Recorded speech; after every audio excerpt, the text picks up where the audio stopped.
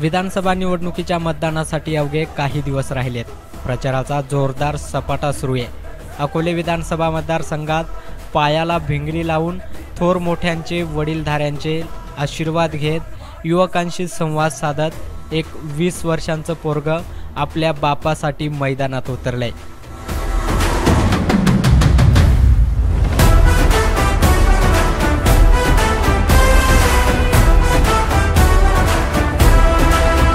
पहिला कोणत्याही निवडणुकीचा काहीच अनुभव नसताना यश पिचड याने आपल्या बापाच्या प्रचाराची धुरा हाती घेतली आहे। कधी निवडणुकीत न दिसणारा हा युवक आपल्या कुटुंबाला घेऊन घरोघरी जाऊन प्रचार करताना दिसून येत आहे।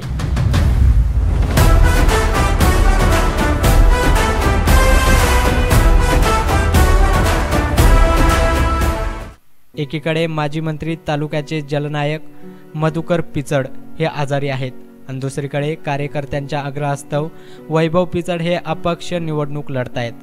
वैभव पिचड यांना हॉस्पिटलमध्ये राहावं लागतंय म्हणून बापासाठी प्रचाराची धुरा लेकानं सांभाळली आहे। रख रख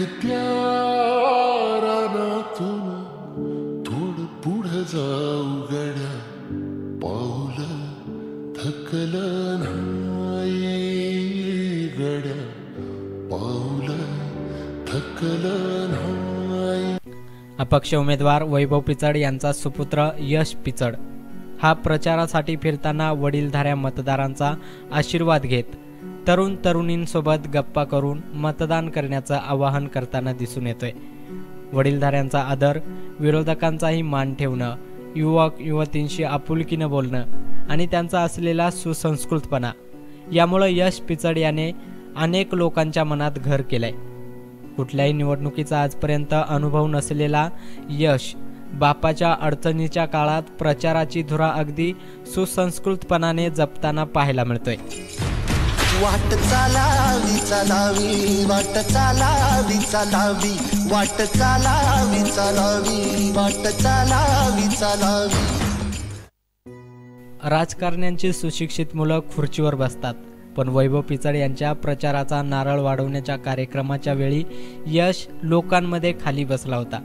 राजूर येथे प्रचाराच्या वेळी पिचडांचे कट्टर विरोधक असणारे आमदार लहामटे आणि यश आमने सामने आले। त्यावेळी आमदार लहामटे यांच्या आदरपूर्वक पाया पडून आशीर्वादही घेतला। तसेच ज्येष्ठ नेते दशरथ सावंत यांच्या आणि अनेक वडीलधाऱ्या व्यक्तींच्या पाया पडून यश त्यांचा आशीर्वाद घेतोय। यामुळे विरोधकांच्याही मनात यश पिचड याने घर केलंय।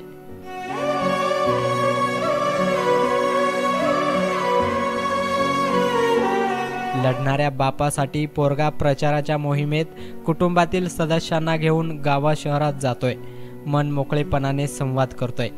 एका माजी मंत्र्याच्या नातवाचा आणि माजी आमदाराच्या मुलाचा हा साधेपणा, नम्रपणा लोकांना भारावून टाकतोय। पहिल्यांदाच निवडणुकीच्या प्रचाराची धुरा सांभाळून यश पिचड याने पिचड कुटुंबाचा सुसंस्कृतपणा जिवंत ठेवून अधिक मजबूत बनवला आहे, यात मात्र शंका नाही। प्रतिनिधी प्रदीप कदम, MH मराठी, अकोले, अहिल्यानगर।